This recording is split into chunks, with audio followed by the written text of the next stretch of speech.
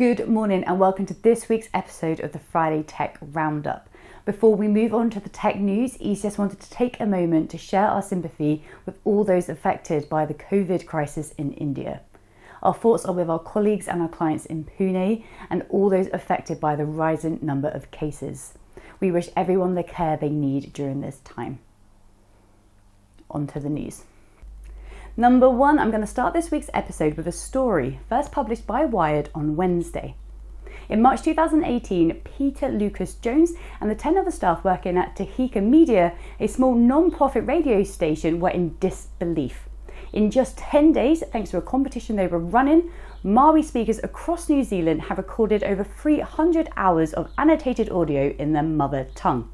This was enough data to build language tech for the Māori language, including automatic speech recognition and speech to text. Tehika soon found themselves fending off corporate entities trying to develop their own indigenous datasets and resisting detrimental Western approaches to data sharing.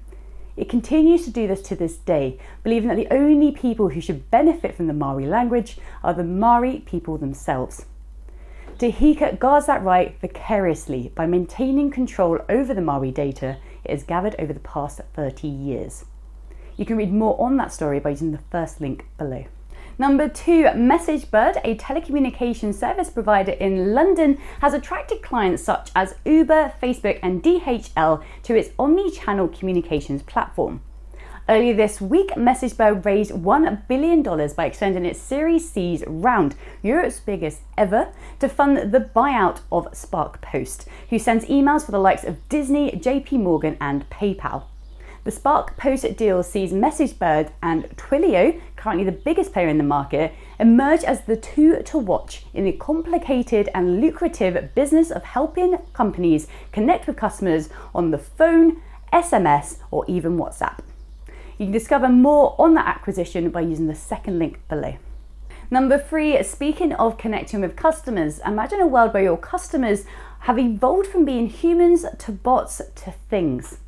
Zahir Gilani has written a piece on the changing face of the customer, focusing on the increased reliance on bots to service us in everyday tasks, such as ordering us a taxi or booking us an appointment. All of these have created a complication when it comes to businesses mapping out their customer interaction strategy, and we're curious to know if your own digital transformation journey is catering for these developments. Have a read using the third link below and let us know your thoughts in the comments. Number four, ride-sharing company Lyft has agreed to sell its autonomous driving unit to Toyota for $550 million. Lyft's departure from building self-driving cars follows rival Uber Technologies' decision to shed its autonomous driving division in 2020. These companies overhauled their businesses during the coronavirus pandemic and pledged to scale back on costly ventures as the health crisis crushed their core rides operations. Lyft said that the sale would help it save over $100 million in operating expenses, accelerating its path to profitability. You can discover more on that sale by using the fourth link below. Number five, the Rugby Union, the England and Wales Cricket Board, Women's Regional Teams and Professional Cricketers Association have joined the football's social media boycott to tackle abuse and discrimination. The boycott will involve a 4-day boycott of Twitter, Facebook and Instagram and comes 3 weeks after Swansea City turned off their social media accounts for a week to make a stand against abuse following a number of their players being targeted. You can read more on that boycott by using the fifth link below. And that's all the news we have today. Thank you so much for taking time out of your busy Fridays to join me for another episode of the Friday Tech Roundup. Just two quick announcements. A big thank you to everyone who joined us last night for the DevOps Playground. We hope you found that useful. We're also super excited to announce that HashiCorp is joining us for our next Ask Me Anything Partner Special, which will be taking place on YouTube next Friday at 12 p.m. So get that in your diary.